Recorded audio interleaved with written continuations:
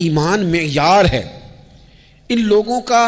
ایمان وہ ہمارے سامنے روشن نمونہ ہے جس کی بنیاد پر ہم نے اپنے ایمان کو، تیقن کو، شب و روز کو مرتب کرنا ہے اور ترتیب دینا ہے۔ صحابہ کرام کی جماعت ساری بڑی شانوں والی،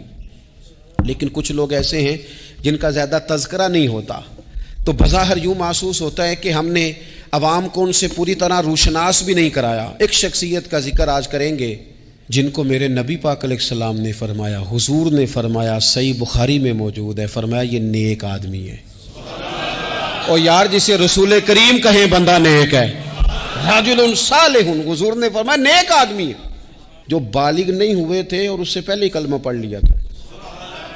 جو حج کے مسائل سب سے زیادہ جانتے تھے،